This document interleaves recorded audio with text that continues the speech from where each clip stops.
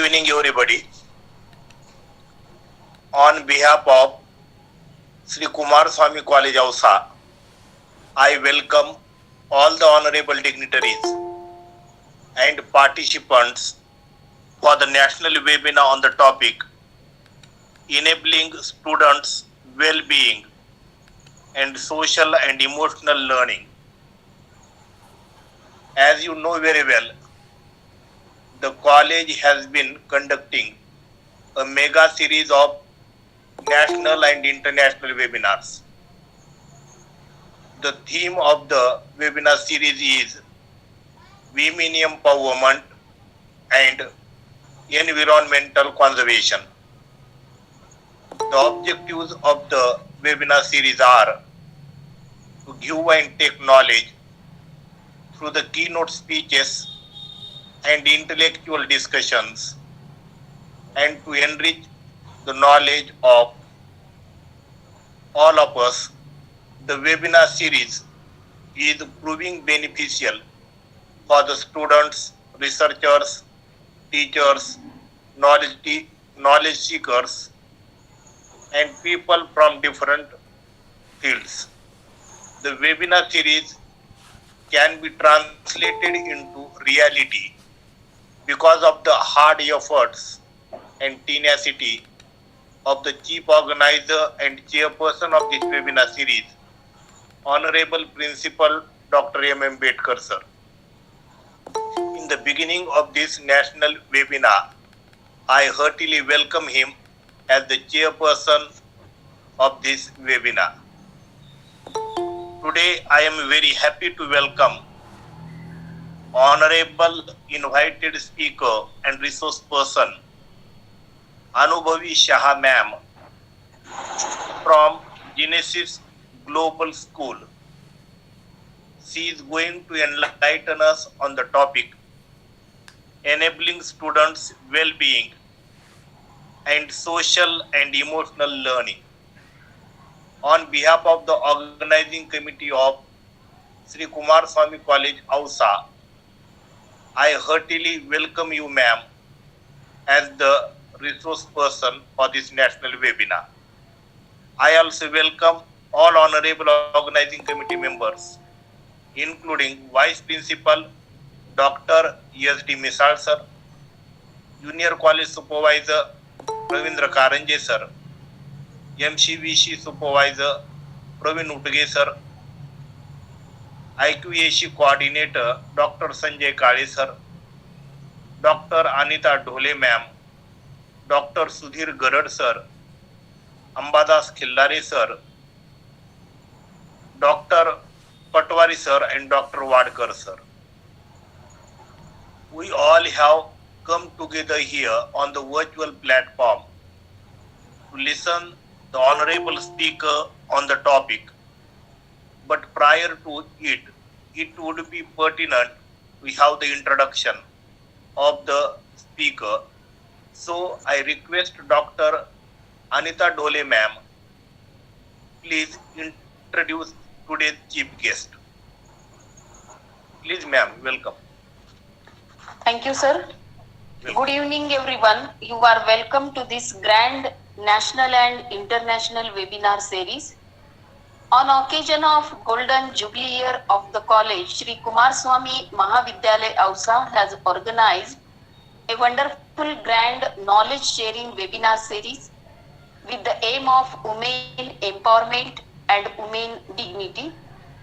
This series is going on very successfully and systematically because of the efficient motivational personality respected Dr. Ambedkar MM and all the resource persons and punctual participants. I am very thankful to respected principal for giving me this opportunity to introduce a resource person on this virtual platform. Many special thanks goes to organizing committee members and a big thanks to all the respected participants. Those are joining daily from all over India and abroad also, and they are making this series a very successful series. So it's my pleasure. I am here to introduce today's keynote speaker, Honorable Anubhawi Shah ma'am from Genesis Global School. Title of speech is Enabling Students Well-being and Social and Emotional Learning. Honorable Anubhavi Shah ma'am is a PYP teacher at Genesis Global School. She has 7 years of experience teaching children across all grades. She also voluntarily worked with orphan children in Dehradun, staying in Nani Dunia. So she has many skills to train the students and children with all respects. So after this introduction, I would like to request today's keynote speaker, Honorable Anubhavi Shah ma'am. Please start your speech. Thank you. Thank you, ma'am. Thank you so much. There is a little glitch with my camera, so I hope everyone is able to hear me. Yes, listening, So- madam. Listening. Okay. Okay. So I'm just sharing my screen, and as yesterday's session, we had a wonderful session yesterday about how we can acknowledge and how about good parenting, no stress and good parenting. So I'm just going to take the topic further, and we are going to talk about, and we are going to enlighten us about how, as a teacher, we can enable social and emotional development of our child, especially after COVID, when the schools are reopening after a gap of 2 years. How we can, as a teacher, we can do what we can do to enable the social and emotional well-being of our Madam, students. just disturbing you. When you come ahead, your face is half showing half. So you keep moderate. Okay. It's okay. So I'm just going to share my screen with you all.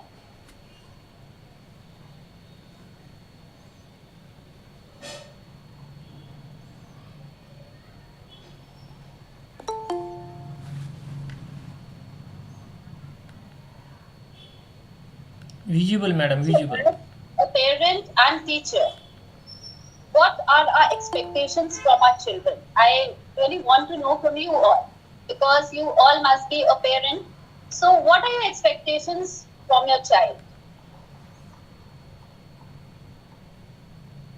You can send me the answers in the chat box, or you can unmute and just give a few answers.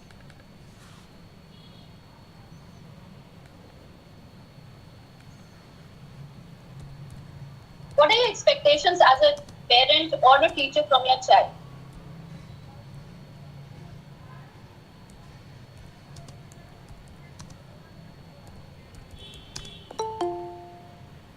Okay, I can see a message that feeling happy during learning. Yes, the happiness of our children is very important. Okay, doing good things in school.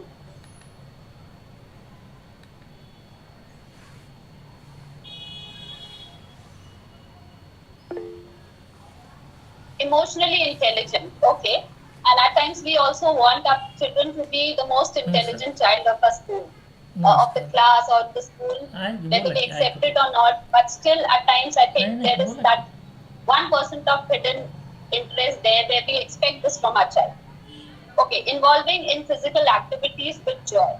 Yes, I agree with you all. So, as a parent and teacher, our expectations from our child is, first of all, mostly like we think that a child should be an achiever, not only in academics but in other aspects, maybe in athletics, maybe in co-curricular activities. We always want a child to be an achiever. Apart from that, we want our child to be happy. Search करतो We want him to be confident, आपले resource Time. आणि कळवतो तुम्हाला healthy, and we want our child to be satisfied with what he has. That is very, very important. Satisfaction of the Hello. child with what he has and whatever we are able to support him with. Because we all come from various financial backgrounds. At times, there are things which one child is getting, but maybe the other child of the class, the parents are not able to afford.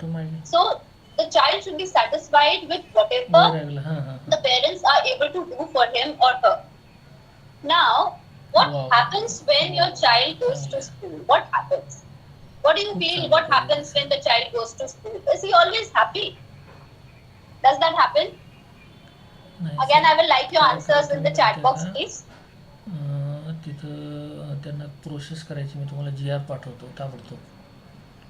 Process करून घ्या म्हणा, कारण आता Do you शासन जी feel are your असंच child काढले is 11 always तारखेला. happy when he is in school?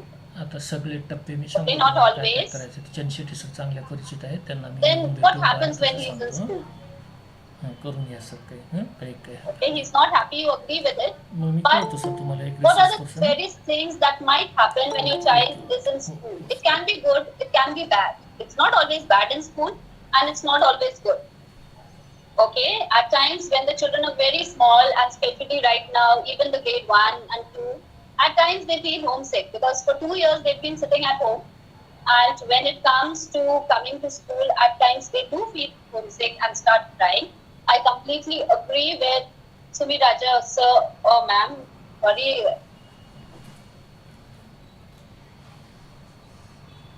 Okay, make it less burden in teaching. Okay.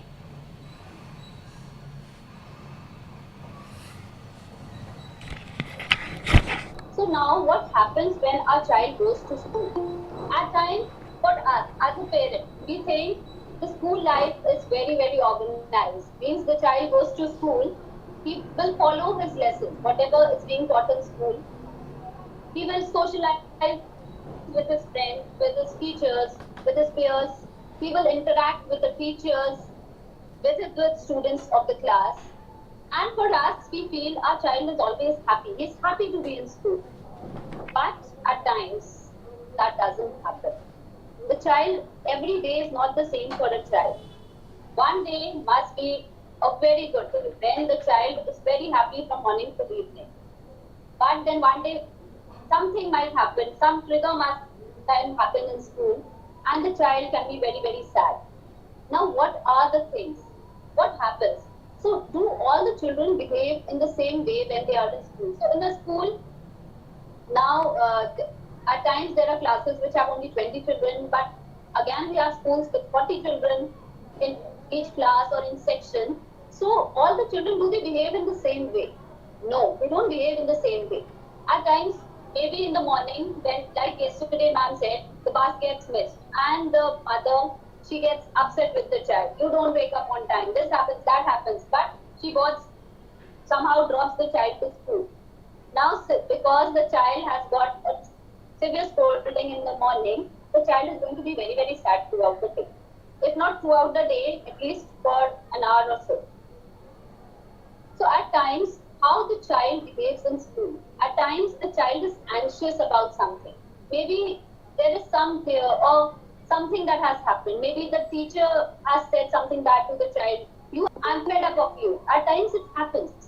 Every time, no matter how much, the teachers also try to control themselves, but at times, this comes from the teacher. And that makes the child anxious. Another peer in the class brings a new pencil box, and that instills jealousy in the student. He says, why is it that my mother is not bringing a new pencil box for me? So they look at the things of their peers and they do get jealous at times. They are angry and frustrated. They are not able to follow what is being taught in school. At times, the topic is not so interesting or it is not of their level. At times, the child has different educational needs. He is not able to follow. And we as a parent are not able to identify the needs of our child. So the child is angry and frustrated. Why? Because all the children are able to complete their work. But only our child, only one child, if he is not able to do it, he will be angry and frustrated with the system. And at times, it's not always bad. The children are positively excited as well. The day goes very well for them. They are positively excited. The teacher's behavior is very good. The teacher applauds them, appreciates them. So they are positively excited. Now, our topic today is to learn about students' well-being. So, what is students' well-being? So, students' well-being refers to the psychological, cognitive, social, and physical functioning of capabilities that students need to live a happy and fulfilling life. So that no matter if you are a teacher or we are a parent, the main motive for us is that our child should lead a happy and fulfilling life. Our child is getting A grade in all the subjects, but he is not happy. As a parent or a teacher, we will not be happy. That will not make you happy. Okay, so there now what are the things which are very important for social and emotional learning of the child? The first is self-awareness. To recognize one's emotions and values as one's strengths and challenges. Now, when in a class there are 40 students, all cannot be good at one thing. There must be a child who has differential needs. Maybe he has autism, maybe he has some learning disability, he is dyslexic, but he is very good at drawing. Tare Zameen Par was a very good example of this. So self-awareness means knowing your own positives and negatives. The next is responsible decision making, means making ethical constructive choices about personal and social behavior. Ethical means the child should know, if I hit a child, that is wrong, that is not ethical. If I steal someone's eraser, if I steal someone's pencil, that is not ethically correct. Relationship skills, forming positive relationships, working in teams, like especially now in schools we have social building skills where we ask the children to work in a team. Now at times what happens, there are a few children who will work very well in a group, but then again there are a few children who are left behind. So we have to train our children to work in such a way that each and every child gets involved in what he or she is being asked to do in a particular task. Social awareness, showing understanding and empathy for others. Here again, I will like to talk about the differential needs students, because now we are going to inclusive schools where we have special abilities children in the class as well. So we should train our children for being empathetic towards those children. Like especially we have the World Autism Day, and at times we have children with autism in our class. So we can show a small video to them to make them aware that this is the problem. There is a child in our class who also suffers from this type of problem. We can show them a story in the form of a PPT, so that they develop that empathy in that for that child, and they try to mix and incorporate the child with them in the class. And the last is self-management, managing emotions and behaviors to achieve one's goal. Self-management is very important, because even when the child is in school, he has to complete his tasks. Maybe 10 questions which the teacher has given, he has to complete them. So those questions also he can complete only when he is able to manage his task well. Now, what is the role of a teacher in the social and emotional well-being of a child? Because once the child leaves the house, the child is in the hands of the teacher. And as we say, the teacher is the one who builds the framework of the child.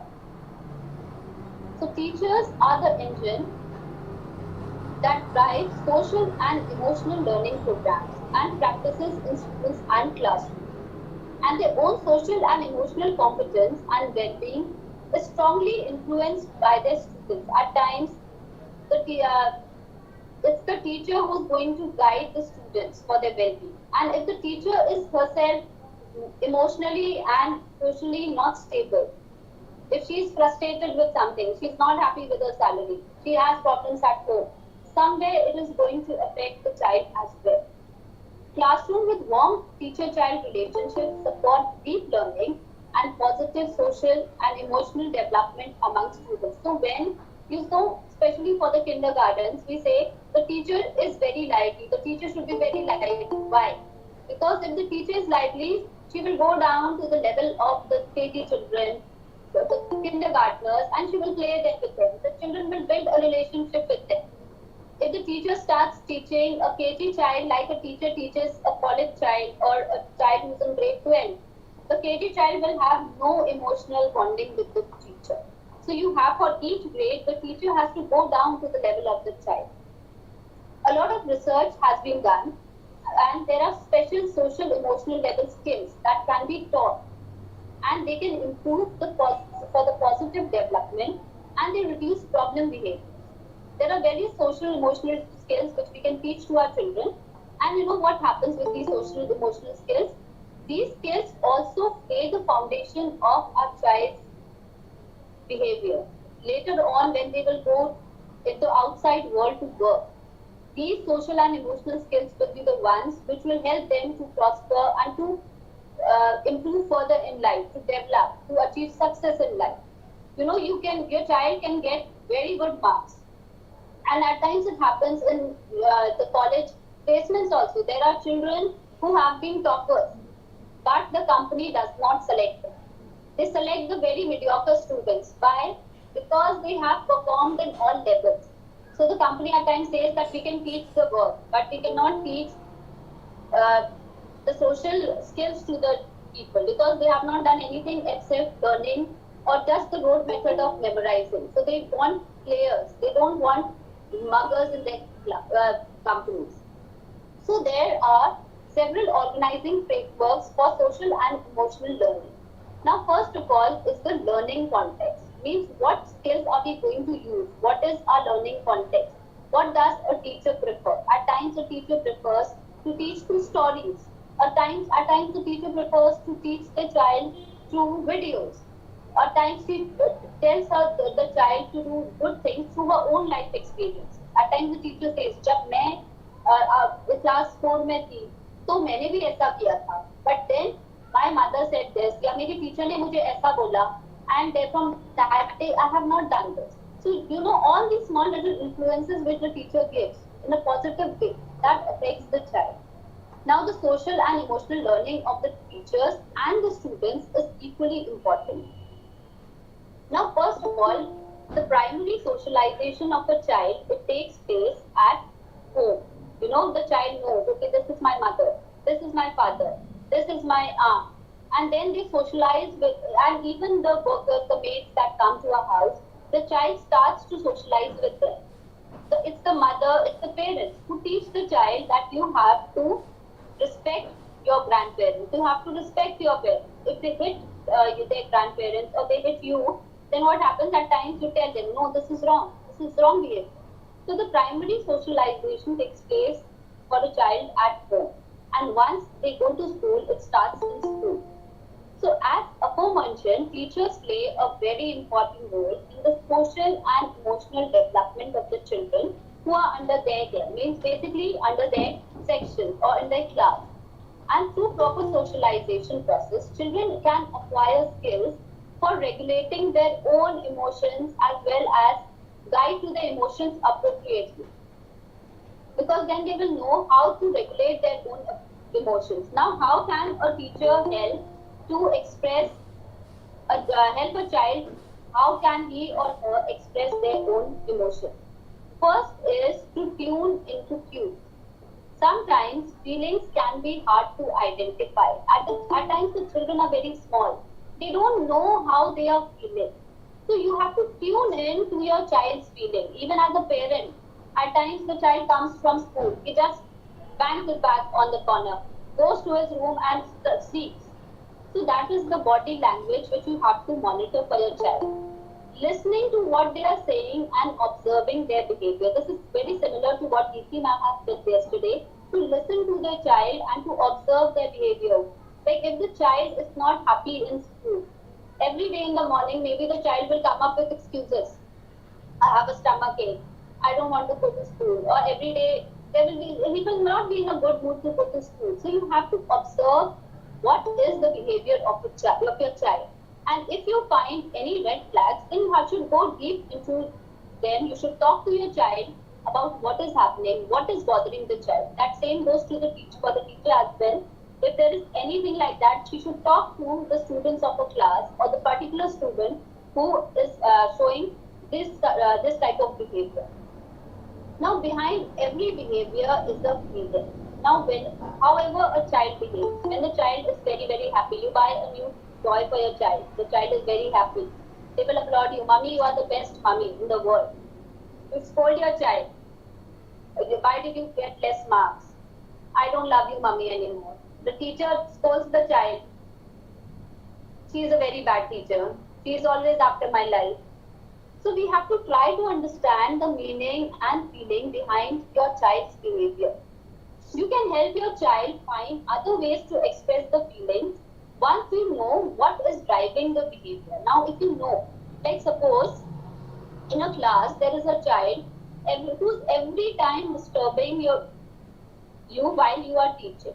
As you start teaching, ma'am, may I go to the toilet? Or ma'am, I have broken my pencil. So you have to understand that what is the thing that is leading to such kind of behavior. So maybe as a teacher, you are not giving enough attention to the child.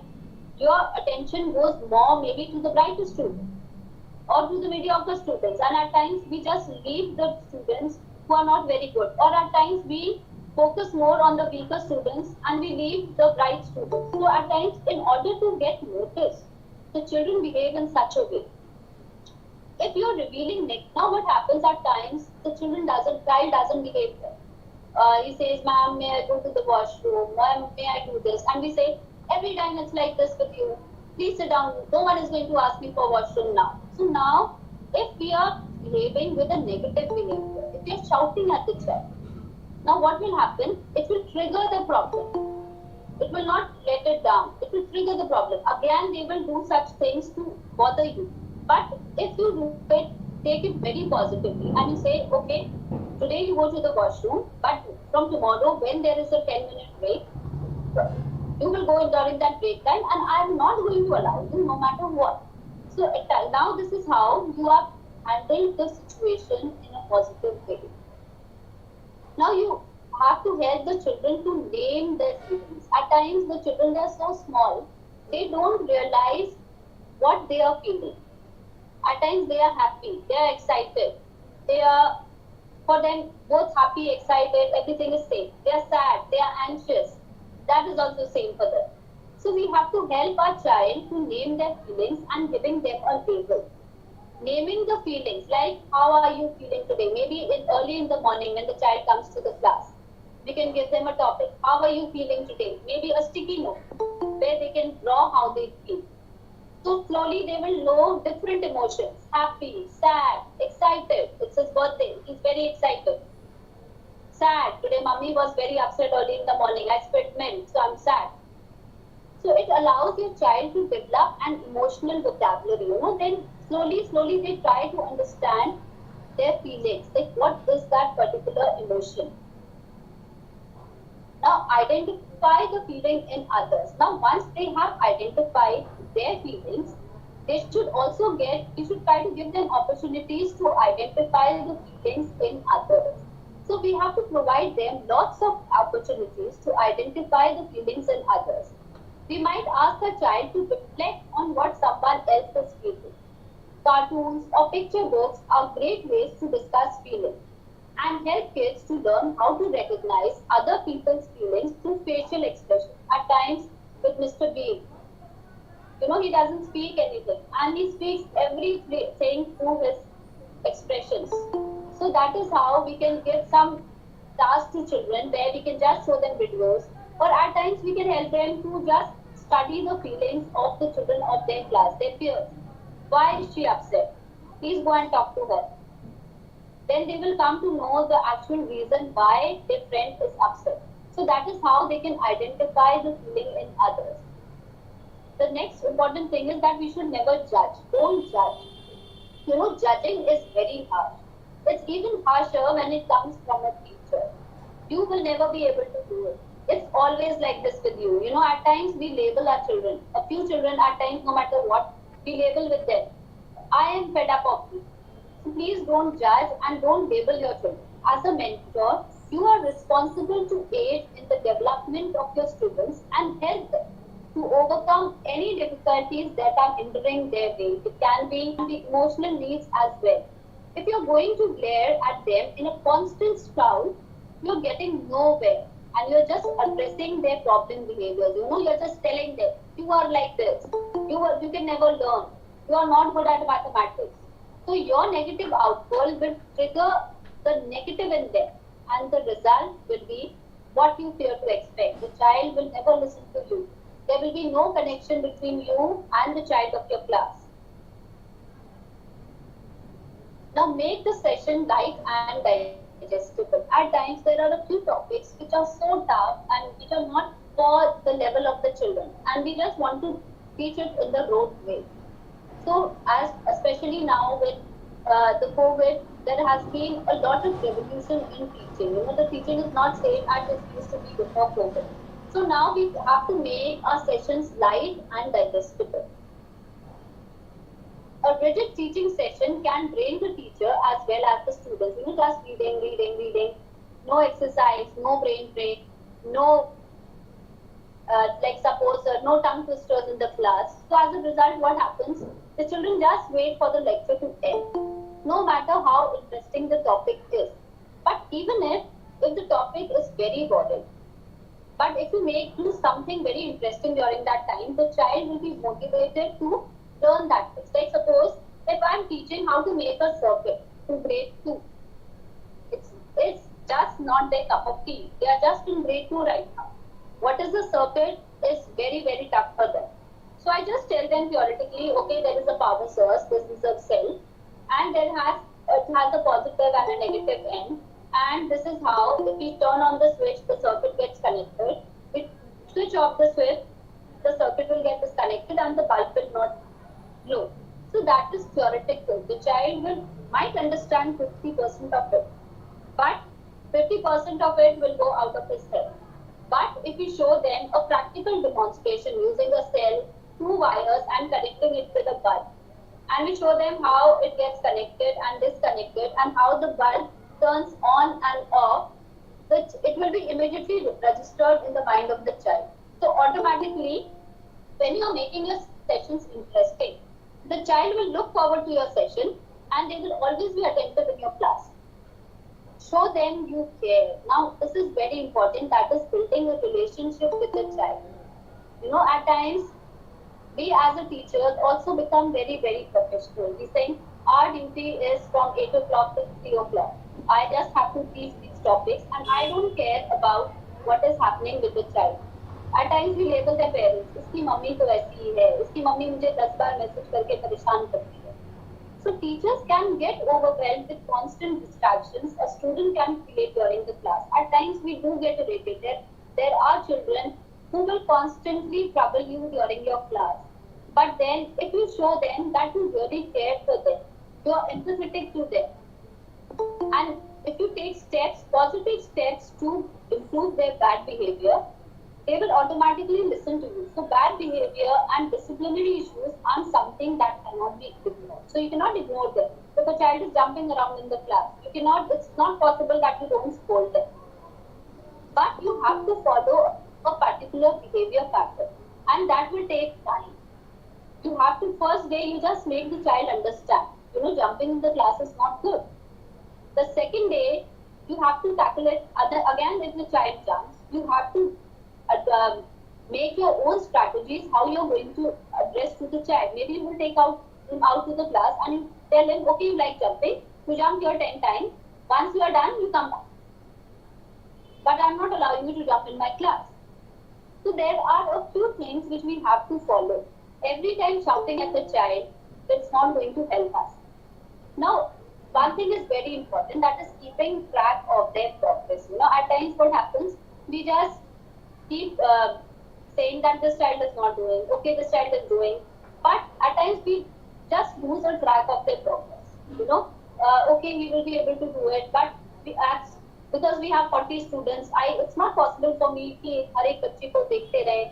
It happens at times. So while you are trying your best to address the challenges put forward, you also need to keep a track to the extent what your practices are effective. Like if you are following for a child who is jumping in the class, so if you are allowing him to jump 10 times outside the class, now you have to keep a track whether these things are triggering a positive instinct in the child or not.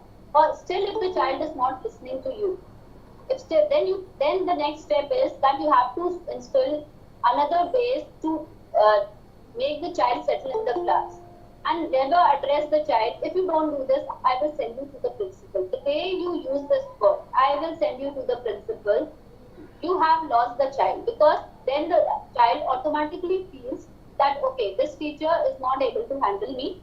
For anything that I will do, she is going to send me to the principal. So never use these words to the child. You can introduce it in certain activities. Now what we can do, we can instill positive feedback to the child by art and sports competition. At times we can have a quiz in the class or group activity and see that the effects are garnering your fruits of your efforts, whether our efforts are working or not. You can even share the results with the school administration. At times you can tell them that, okay, this child in my class, he was showing these problem behaviors and this is how I have handled him and this is the positive outcome that I have got in these months. The following months, it's not going to be in a week or so, but in the following months. The next is we have to praise them for the good in them. Not always pointing the child, okay, you are not good, you have a disruptive behavior. You are always making a nuisance in the class. If there is a trouble between two, you are the one, you are one of them. So please avoid using these words and you have to praise them for good. If the child has drawn beautifully, so no matter if he is bad at maths, please praise him for the wonderful drawing that he has made. If the child is a good orator, praise him for his oratory skills. Next is to verbally acknowledge their efforts. So telling children that you are proud of them is something every child wants to listen. Like you're as a parent, as a teacher, when you tell the child, I'm so proud of you, you did it so well, it makes the day for your child, no matter if you are a parent or you are a teacher. When you praise them while maintaining an encouraging tone, it allows the children to change their perspective of their own. So once the teacher has said, and she's proud of you, means I am something in class, I hold a position, I am important to ma'am, and if I do good, it makes her proud. Next time, the child is going to do another things which will be very good in a positive way, so that he is able to hear the same words from you again. So, for instance, you tell them cheerfully, you are glad that they did their homework on their own or helped by online consultations, so they will be very happy about it. It's all a good way to leverage your attention, which most children with behavioral problems crave. So, at times when you keep praising the children, especially the children with behavioral problems, what will happen once it comes from you, they crave for this applaud from the teacher or from the parent. And automatically, they will settle down in the class. The next is being a role model for your child. Your students spend a major part of the day and hours with you. At times, even when they go home, if the parent tells us, no dear, you have made a particular letter in this way, ये ऐसे नहीं बनाते, ऐसे बनाते, नहीं mummy आपको नहीं आता, ये तो मेरी मैम ने बताया है, तो मेरी जो मैम बताती है वही ठीक होता है.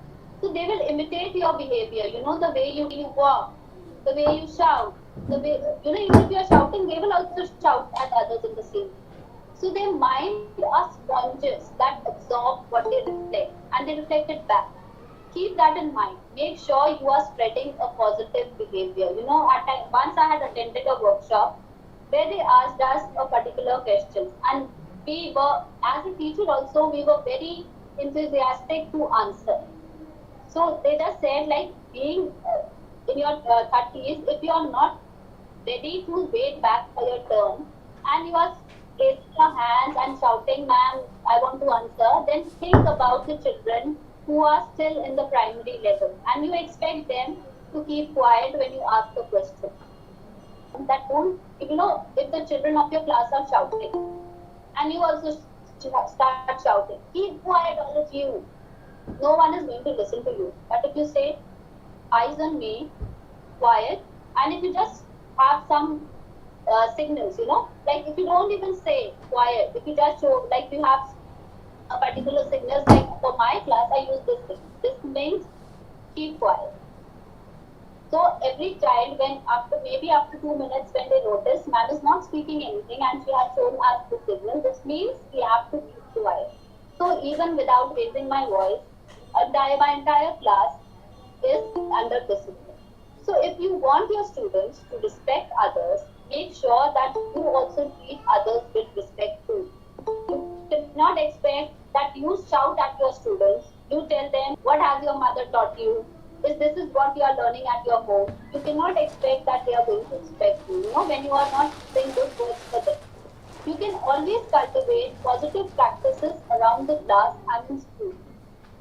In due course, you will see that the behavior of your students will automatically shift to a positive paradigm. So it was taken yesterday as well. The child comes to you and shares something with you.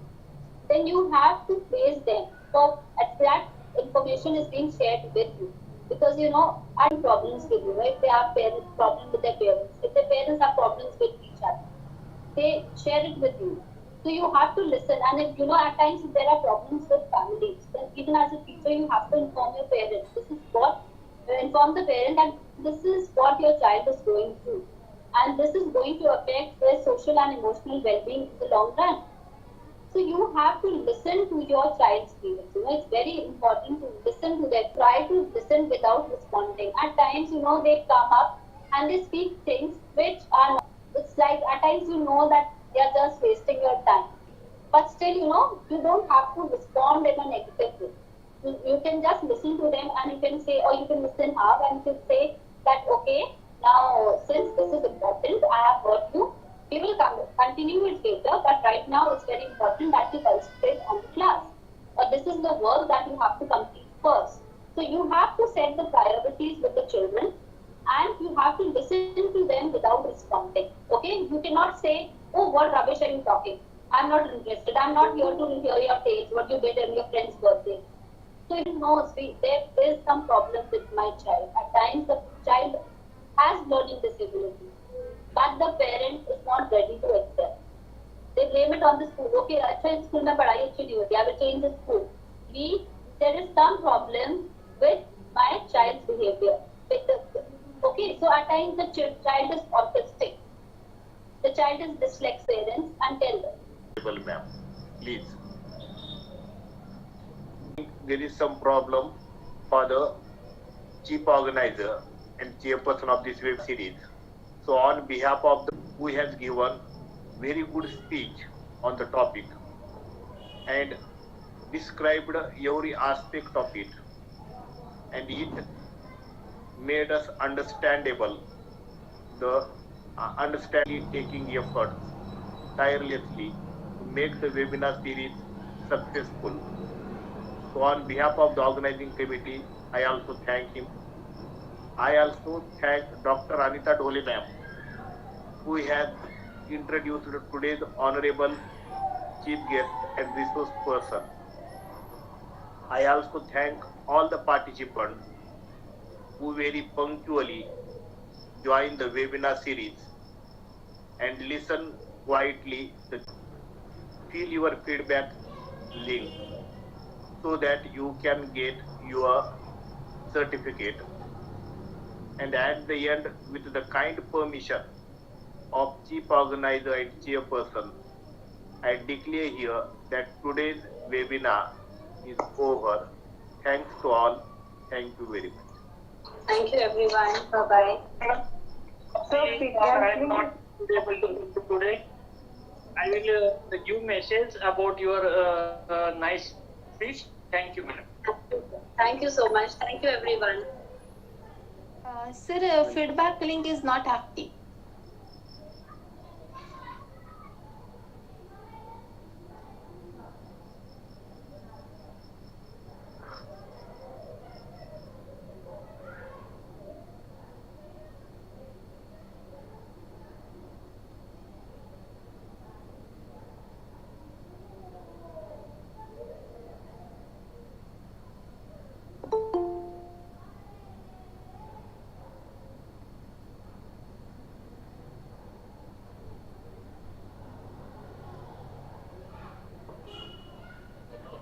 Sir feedback link work करत नाही. Sir, feedback link is not working.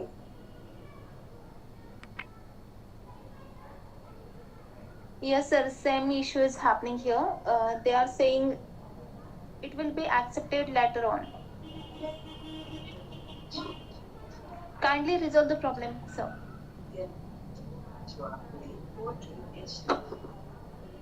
The check link is working. It was banned before. Now it's working. Please check. Please check it. It's working now.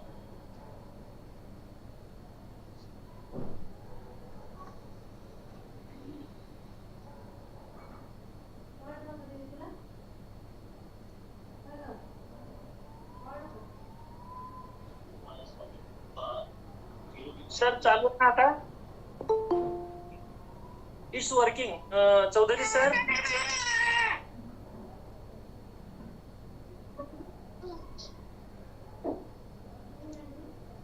हाँ sir, it is working. Okay, thank you, sir. Thank you. Yes, sir, working. Thank you, sir.